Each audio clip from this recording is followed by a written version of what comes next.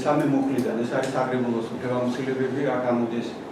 რამდენიმე ფერპუნქტი, ამოსილებები კანონის საფუძველზე უკვე საკრებულოს უფლებამოსილებას არ გამოაცხადებს. აქედან გამომდინარე, რა თქმა უნდა, რეგლამენტში ზეცილებელი მუხლის მეორე პუნქტის ფერპუნქტი ჩამოყალიბდა შემდეგი რედაქციით. ამტკიცებს მუნიციპალიტეტის საკრებულოს აპარატის შინაგან აწესს და თანამდებობრივი ინსტრუქციებიდან გამომდინარე. ეს იგი ვისი არის?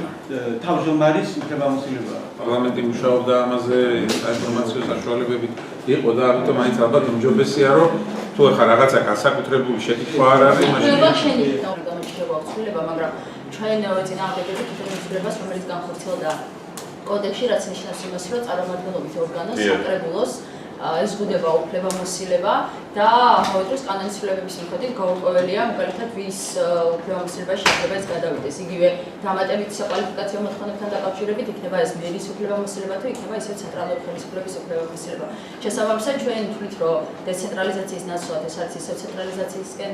წასვლა რის გამო ჩვენ მხარს არ დავუჭერთ და მერიასთან დაკავშირებით მითითებული არ არის მაგრამ გულისხმობა რომ თვითონ მერია ამასვლელი ორგანო დაადგენს ამას უფლებამოსილება რაც ქონდა საერთოდ ჩვენს პერიოდიდან დაწყებული დღემდე მომოტანილი ნონა იკეცება. ეგ არის ფაქტი. არა, ამაში ახლა ლევაკობს ზოგადზე და თქვენ გადადიხართ პირდაპირი რაღაც იცით და მითითებებზე აი დაპირისპირება იყო თქვენსა და რაღაც ვიღაცას შორის და ამაზე არ ლაპარაკობ მე გიორგია და შეიძლება მე რას ვამბობ მე შემთხვევაში როგორ იყო ანუ საკრებულო ნიშნავდა იმას ხო საკრებულო ამტკიცებდა მე გამგებელს ხო ასეა შეგვავს არჩეული მერი და არის უამრავი საკითხები რომელიც ჩვენ აქ ადგილზე ვაგვარებთ ვიდრე თქვა თუნდაც თქვენი ხელისუფლების დროს მე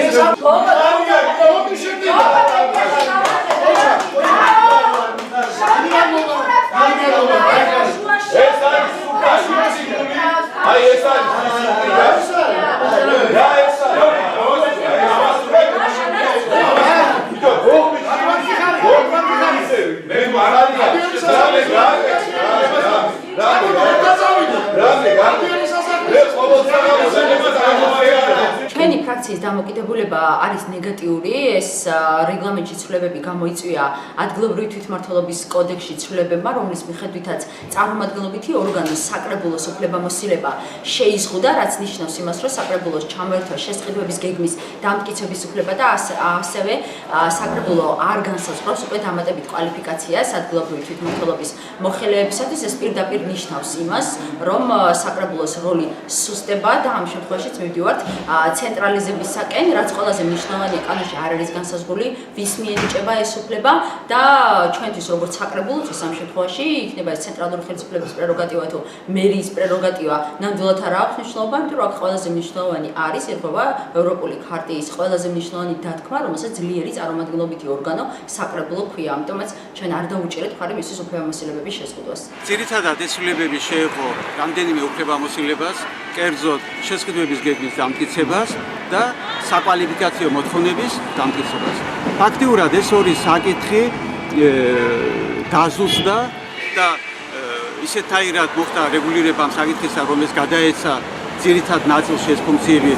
რაც ეხებოდა მერიას გადაეცა გადასაწყვეტად, დასამტკიცებლად და რაც ეხებოდა საკრებულოს აპარატს, ეს მოთხოვნების დამტკიცება გადაეცა უკვე თვითონ საკრებულოს თავმჯდომარეს. ანუ შესაბამისად მოხდა ამ ცვლილებით ფუნქციების გამიჯნა, დაზუსტება აღმასრულებელ ორგანოსა და წარმომადგენლობით ორგანოს შორის.